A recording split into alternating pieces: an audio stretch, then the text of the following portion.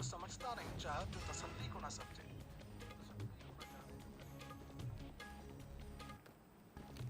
भाजपा का स्थापना दिवस, कैबिनेट मंत्री, प्रदेश अध्यक्ष, भाजपा सांसद, महामंत्री व कई भाजपा के नेता रहे मौजूद।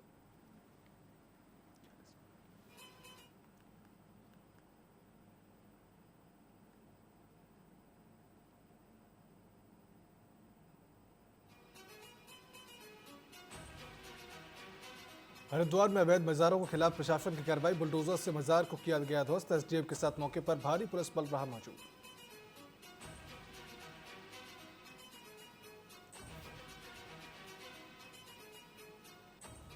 देहरादून के मॉरिसन मेमोरियल चर्च में नए पादरी की नियुक्ति का विरोध, स्थानीय लोगों ने लगाए आरोप। हालांकि नए पादरी और डी ने सभी आरोपों को नकारा।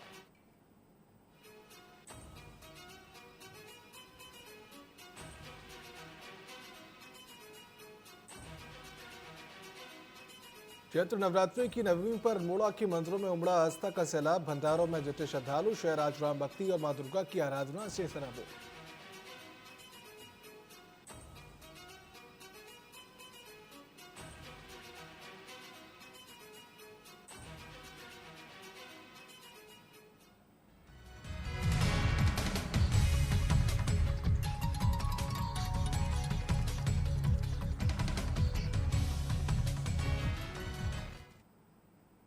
नमस्कार, स्वागत है आप सभी का न्यूज अपडेट के इस बुलेटिन में। मेरा नाम है सिद्धांत त्रिपाठी।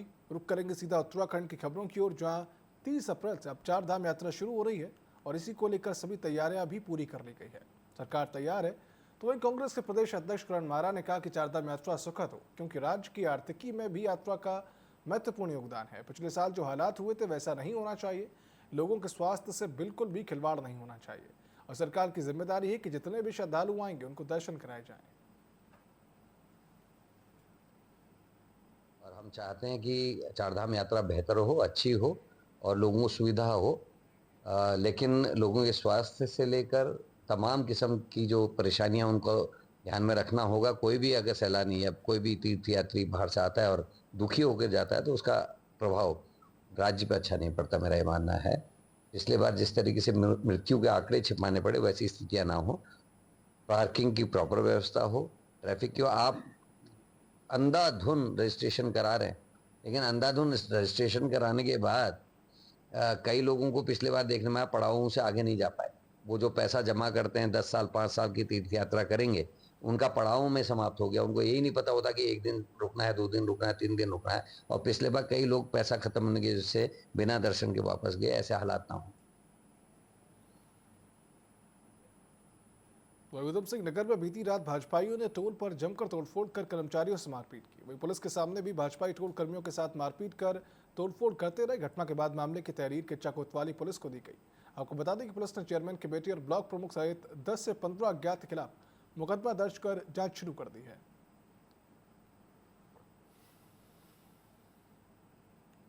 कल रात्रि लालपुर टोल प्लाजा पे कुछ राजनीतिक व्यक्ति थे, जिनके द्वारा वहाँ अभद्रता व मारपीट करने जाए के आरोप हैं टोल कर्मचारियों के साथ। तो ये टोल वालों की तहरीर पे उनके खिलाफ मुकदमा कायम कर दिया गया है व अन्वेषण करके कार्रवाई करी जाएगी उनके लिए। कल रात्रि रुद्रपुर पुलिस ने बाइक चोरी के मामले में खुलासा करते हुए निशानदेही पर चोरी की 9 बाइक बरामद की है। बता दें, गिरफ्तार तीनों आरोपी मूल रूप से बरेली उत्तर प्रदेश के रहने वाले हैं और रुद्रपुर में किराए के मकान में रहकर चोरी की घटना को अंजाम दिया करते थे। वहीं तीनों अपराधियों को पुलिस ने न्यायालय में पेश करने के बाद अब जेल भेज दिया है।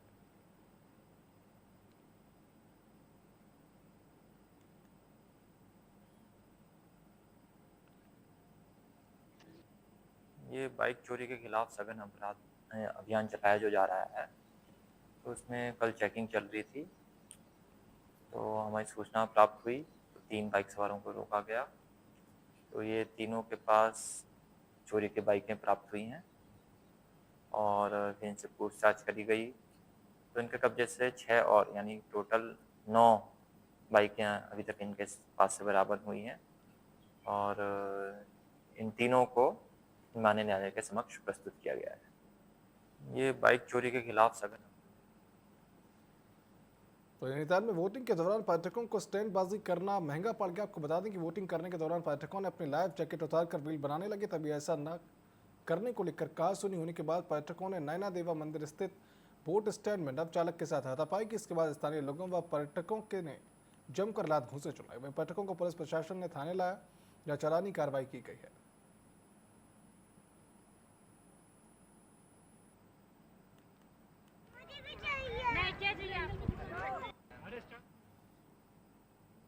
तो देशभर में रामनवमी के अवसर पर मंदिरों में पूजा अर्चना का आयोजन किया गया। वहीं सरोवर नगरी नैनीताल में रामनवमी के अवसर पर मां नैना देवी मंदिर में भी श्रद्धालुओं का तांता लगा रहा।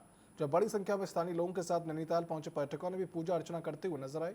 वहीं रामनवमी को भव्य बनाने के लिए राम भक्तों ने नगर में राम रैली आयोजित की, जिसमें कि सैकड़ों की संख्या में राम भक्तों ने भगवा रैली निकाली। वहीं राम भक्तों का कहना है कि धर्म और संस्कृति को आगे बढ़ाने के लिए जय श्री राम सेवा दल हमेशा से ही प्रयासरत रहा, जिसमें कि सभी हिंदू संगठन बढ़ चढ़कर प्रतिभाग कर रहे हैं।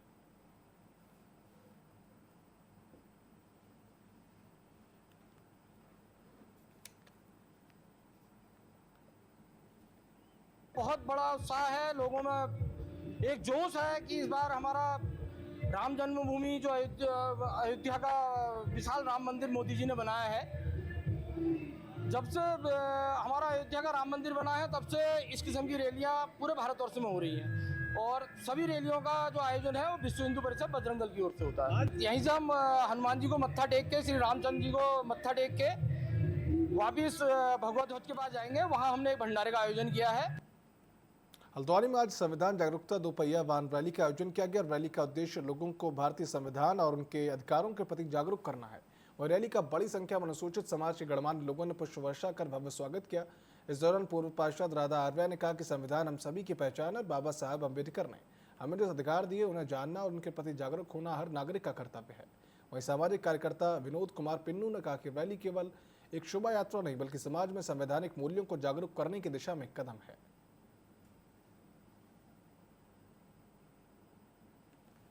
पूरे विश्व के लिए, केवल भारत के लिए नहीं, पूरे विश्व के एक रत्न है जिन्होंने भारत के संविधान की रचना करी और जो आज मूल अधिकार है जो आम आदमी आज समझ नहीं पा रहा है। अवश्य मैं लोगों से कहूंगा कि इसमें अपनी जन जागरूकता भी बढ़ाएं। इस वर्ष भी हमने फूल वर्षा करके उनको स्वागत किया और शीतल पेय वितरित किया गया है। और मैं ये कहना चाहता हूँ अपने देश के हर व्यक्ति, हर समुदाय से कहना चाहता हूँ कि बाबा साहब ने जो संविधान हमारे देश को दिया है उसको ना भूलें। और मैं तो जागरूक हो चुका हूँ, मैं अपने समाज से भी ये कहना चाहता हूँ कि आप लोग भी जागरूक हो जाइए और बाबा साहब की जयंती को और ये जो संविधान जागरूकता रैली निकलती है इसको हर्षोल्लास के साथ मनाएं। बहुत अच्छा है कि अब ऐसा कि नया युवक भी जाग रहा है, लोग जुड़ रहे हैं और काफ़ी कार्य हो रहे हैं।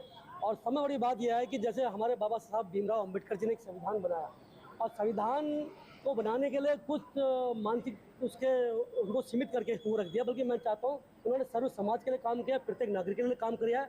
उनको संविधान को पढ़ने की आवश्यकता है और अपने हित को साधने की आवश्यकता है। संविधान सम्मान जागरूकता रैली का आयोजन समिति के द्वारा किया गया है।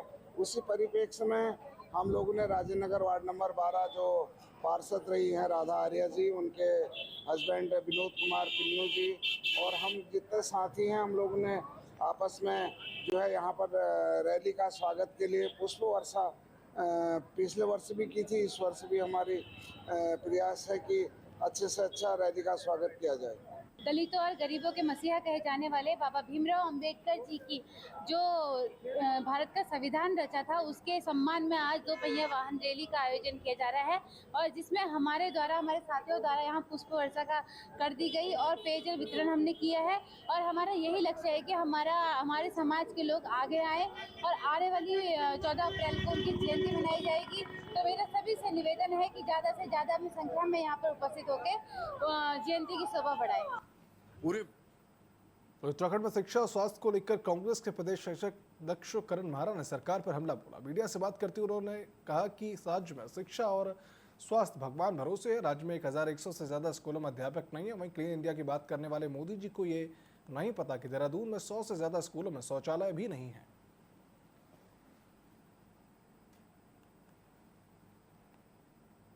देखिए, हम तो लगातार कह रहे हैं स्वास्थ्य और शिक्षा का भगवान मालिक है। बाकी पूरे प्रदेश में 1100 कुछ उनके शिक्षकों की बात कर रहे हो, तो सबसे ज़्यादा आवश्यक है क्लीन इंडिया की बात करने वाले मोदी जी के और धामी जी के शासन में देहरादून के 100 से ज़्यादा विद्यालय ऐसे हैं जिसमें शौचालय नहीं है। ये सूचना के अधिकार पर आई हुई जानकारी के आधार पर मैं आपको बता रहा हूँ। तो क्या हालात शिक्षा विभाग के हैं समझा जा सकता है। इनको मदरसों और मज़ारों से फुर्सत हो तब तो ये शिक्षा की ओर ध्यान देंगे। देखिए, हम तो लगातार कह रहे हैं स्वास्थ्य। तो योग गुरु स्वामी रामदेव ने वक्फ कानून का समर्थन करते हुए इसे एक राष्ट्र एक संविधान की भावना को मजबूत करने वाला कदम बताया। उन्होंने कहा कि इस कानून के जरिए पूरे देश में एक समान व्यवस्था लागू होगी, जिससे कि अलग अलग समुदायों के अपने अपने बोर्ड बनाने की प्रवृत्ति पर रोक लगेगी। स्वामी रामदेव ने कुछ राजनीतिक दलों पर आरोप लगाया कि वे वक्फ कानून का विरोध केवल वोट बैंक की राजनीति के तहत कर रहे हैं। उन्होंने कहा कि ऐसी सोच देश की एकता के लिए नुकसानदायक है।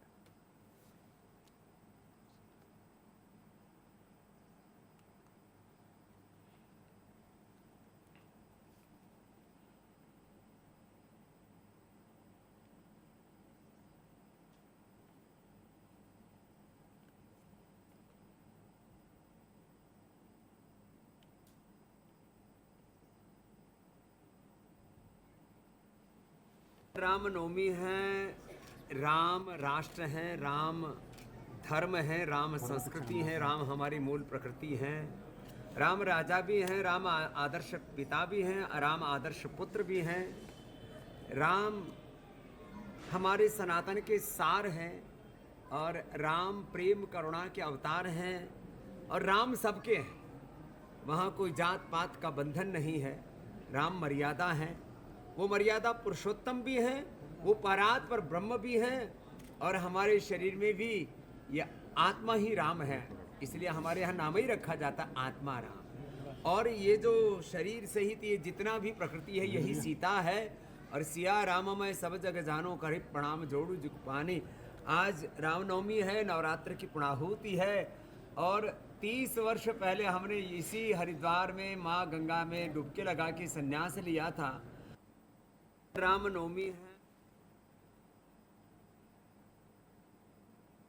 हमारी ऊर्जा में, हमारी सेवा में, हमारे कार्य में, हमारी भावनाओं में, हमारी संवेदनाओं में, जिससे हम आपस में प्रीति, सौहार्द और राष्ट्र जागरण के लिए हम सब एक होकर के, नेक होकर के काम कर सकें, आगे बढ़ सकें। यही मंगल कामना, शुभ भावना और सबके लिए बहुत बधाई। तो बागेश्वर में बीजेपी नेताओं ने पार्टी का स्थापना दिवस बड़े धूमधाम के साथ मनाया। मुख्य वक्ता और पिथौरागढ़ जनपद के प्रभारी कुंदन सिंह परिहार ने जनसंघ से लेकर पार्टी के इतिहास के बारे में विस्तार से बताया। इस दौरान संगठन की मजबूती का भी संकल्प उन्होंने लिया। उन्होंने कहा कि प्रदेश सरकार ने यूसीसी पर लागू कर ऐतिहासिक कार्य किया। वहीं विधायक पार्वती दास ने कहा कि कार्यकर्ता किसी भी संगठन की रीढ़ होती है, बगैर कार्यकर्ता के कोई भी चुनाव नहीं जीता जा सकता।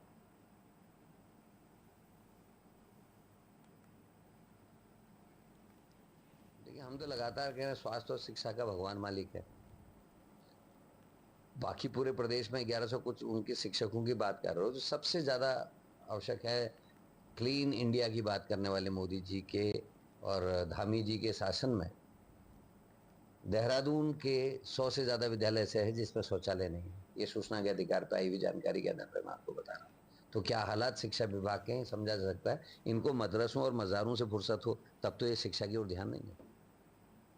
तो देश भर में भाजपा अपना स्थापना दिवस मना रही है। इस दौरान उत्तराखंड में भी भाजपा ने अपना स्थापना दिवस मनाया, जिसमें कि सीएम धामी ने केंद्र और राज्य में भाजपा सरकार की उपलब्धि बताई। इस पर कांग्रेस के अध्यक्ष करण मारा ने सरकार से सवाल पूछे। वहीं मीडिया से बात करते हुए करण मारा ने कहा कि भाजपा बताए कि कश्मीर में 370 हटाने के क्या फायदे हुए। इस पर खुले मन और खुले मस्तिष्क से चर्चा होनी चाहिए।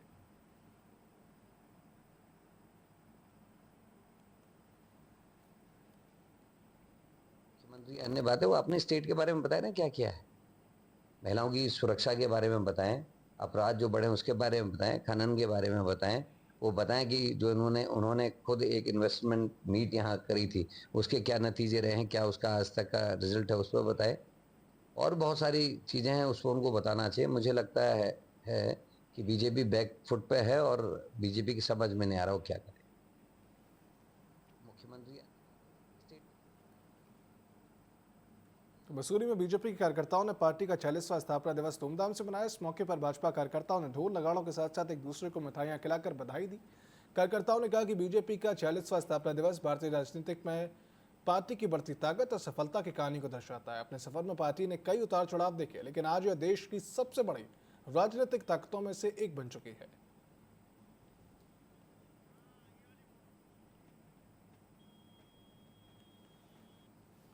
हम लगातार हर राज्य में सरकार बनाने में सफल हुए हैं। मैं उन सभी कार्यकर्ताओं को बधाई देता हूं स्थापना दिवस की, और साथ में भारतीय जनता पार्टी अंत्योदय पे काम करते हुए आगे बढ़ रही है। वो गरीबों के हित के लिए काम कर रही है। लगातार इसी प्रकार नरेंद्र मोदी के नेतृत्व में भारतीय जनता पार्टी विकास की ओर अग्रसर हो रही है।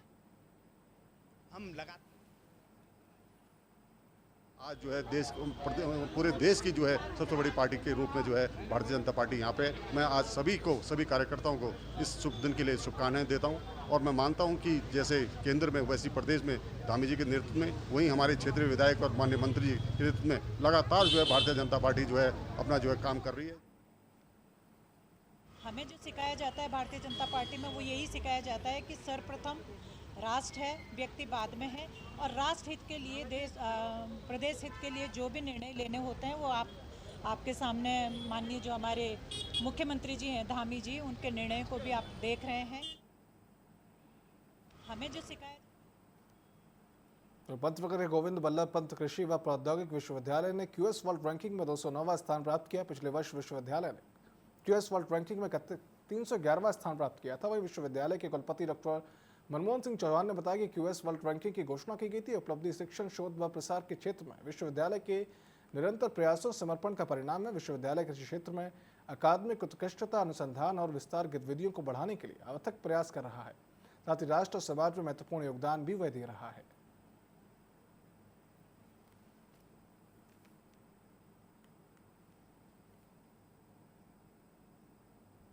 इस साल 209 अंक प्राप्त करके वर्ल्ड क्यूएस रैंकिंग में अपना स्थान बनाए हुए हैं, और ये देश का पहला विश्वविद्यालय है कि जिसको 209 अंक की रैंकिंग इसको प्राप्त हुई है। अगर पिछले साल का आंकड़े देखते हैं तो पिछले साल हमारा 311 रैंक था, और इस साल वो 102 पायदान आगे बढ़ के 209 पर आ चुका है। तो ये उपलब्धि पूरे विश्वविद्यालय में जो हमारे वैज्ञानिक हैं, जो हमारे विद्यार्थी हैं, जो हमारे जितने भी कर्मचारी हैं, उनकी उपलब्धि है, और पूरा देश को इस विश्वविद्यालय पर गर्व है। रुद्रपुर से एक बड़ी खबर सामने आ रही है, जहां पर बाबा साहेब डॉक्टर भीमराव अम्बेडकर की मूर्ति से छेड़छाड़ की गई। इस घटना के बाद से अम्बेडकर समर्थकों में रोष पैदा हो चुका है। तो वही समर्थकों ने अम्बेडकर की मूर्ति के नीचे ही धरना प्रदर्शन शुरू कर दिया। पूर्व मेयर रामपाल ने रुद्रपुर कोतवाली में अज्ञात के खिलाफ मुकदमा दर्ज करा दिया है। अलावा किच्चा विधायक तिलक राज बेहड़ ने मामले के दोषी को शीघ्र गिरफ्तारी की मांग की। साथ में एसपी उत्तम सिंह नेगी ने भी बताया कि शरारती तत्व की गिरफ्तारी के लिए 2 से 3 दिन टीमों का गठन कर दिया गया है। जल्दी खुलासा कर दिया जाएगा।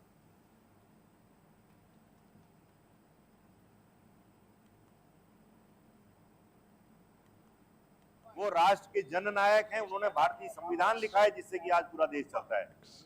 तो हमारी मांग है कि उस पर रासुका लगनी चाहिए, उस पर देशद्रोह का मुकदमा दर्ज होना चाहिए जिस आदमी ने ये घटिया हरकत की है। और अगर ऐसा नहीं होता है तो हमारा समाज किसी भी हद तक आंदोलन के लिए जाने के लिए तैयार होगा। अभी तो हम लोग लोकल के चार यहाँ कुछ लोग आके बैठे हैं, अगर ये मामला हस्ताक्षर नहीं हो जाता है तो पूरे क्षेत्र के दलित समाज के पूरे इस इलाके के यहाँ पर आके बैठेंगे और हम लोग इसका बदला लेंगे कि जिस आदमी ने इतनी घटिया हरकत की है वो आदमी है कौन। वो राष्ट्र के समाज के लोगों से, सभी समाज के लोगों से बात हो गई है। यहाँ पर विधायक जी भी है और सबसे बात हो गई है, और हमने उनको वादा किया है कि हम इसको जल्द से जल्द इसके अपराधी का पता लगाएंगे। चमोली जिले की खबर चमोली जिले के पोखरी ब्लॉक की है, जहां शनिवार को सामुदायिक स्वास्थ्य केंद्र पर डॉक्टरों ने फार्मासिस्ट के साथ मारपीट करने का मामला सामने आया, जिसका संज्ञान सीएच और विधायक लखपत बटोला ने लिया और दोनों डॉक्टरों को मूल तैनाती स्थान पर जाने के आदेश जारी किए। इस पूरे मामले पर विधायक लखपत बटोला ने बड़ी कार्रवाई करते हुए कहा कि जिन डॉक्टरों को भगवान का दर्जा दिया गया वही आपस में मारपीट कर रहे हैं, जो कि बर्दाश्त नहीं किया जा सकता।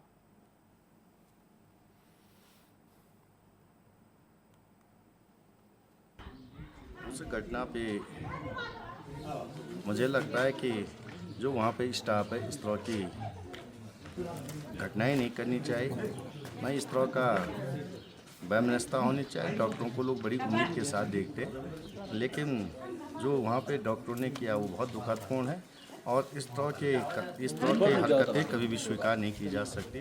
मैं बताना चाहता हूँ कि उसका संज्ञान लेके उन तमाम डॉक्टरों को कारण बताओ नोटिस दिया जाना चाहिए और उनको तुरंत जहां से वो आ के वहां भेजने का काम किया जाना चाहिए। और मैं धन्यवाद देना चाहता हूं कि सीएमओ साहब का, उन्होंने ये काम तुरंत किया है और आगे से उन्हें ये बताया जाए कि इस तरह की घटनाएं बिल्कुल भी नहीं होनी चाहिए।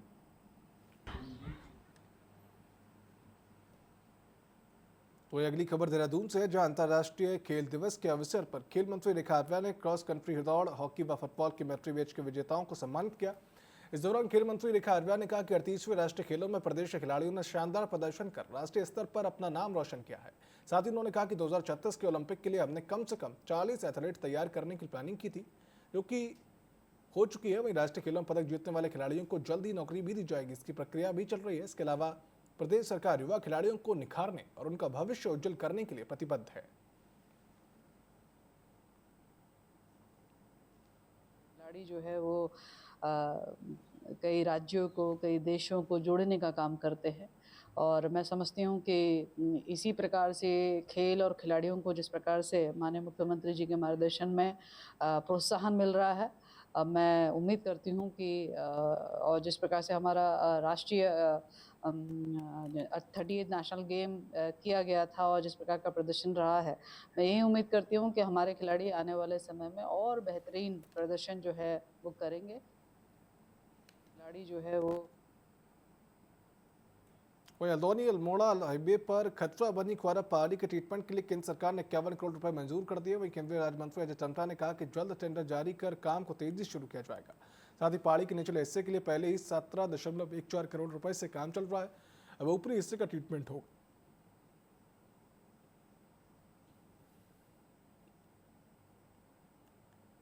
करोड़ 14 लाख रुपए का टेंडर हमारा अवार्ड हो चुका है और जिस पे काम चल रहा है, जो कि रोड के नीचे का पार्ट है।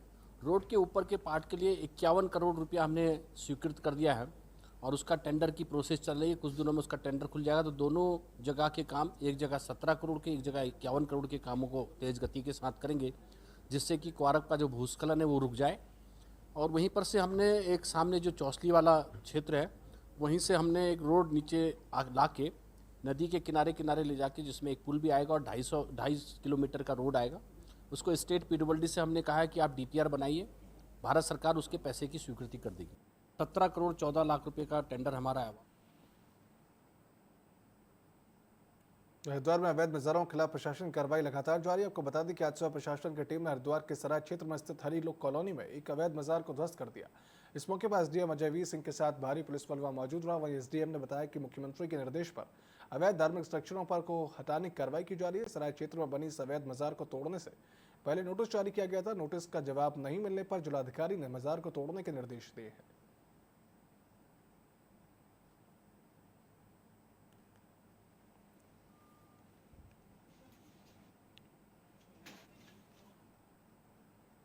तो देहरादून के राजपुर रोड स्थित मॉरिसन मेमोरियल चर्च में नए पादरी का स्थानीय लोगों ने विरोध किया और पुराने पादरी ही चर्च में रहने के लिए प्रदर्शन किया। वहीं लोगों का आरोप है कि जो नए पादरी हैं और इनके साथ जो लोग हैं वो माफिया हैं और चर्च की प्रॉपर्टी को बेचना चाहते हैं। इनके ऊपर राजस्थान में भी एफआईआर दर्ज है। हालांकि नए पादरी और डी ने सभी आरोपों को नकारा और कहा कि इस पूरे मामले में कोर्ट की शरण ली जाएगी।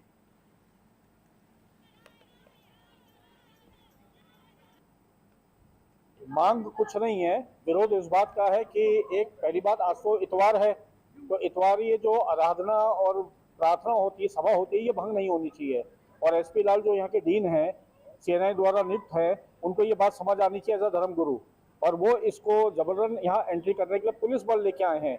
और आर्टिकल 26 संविधान का कहता है कि पुलिस धार्मिक स्थलों में हस्तक्षेप नहीं कर सकती है। बट मेन चर्च हमारा मॉरिसन मेमोरियल चर्च जो हमारे पुरखों से चला आ रहा है, ये करीब 184 साल पुराना चर्च है। हमारी दादी परदादी उनकी शादियां यहाँ हुई हैं। 1871, 74 के रिकॉर्ड यहाँ पड़े हुए हैं। अभी हमारे जो पादी साहब जो यहाँ पे कर रहे थे, उनके ऊपर इल्जाम लगा के यहाँ से उनको पोस्टिंग आउट कर दिया है और उनको बताया गया है कि आपके ऊपर ये इल्जाम है।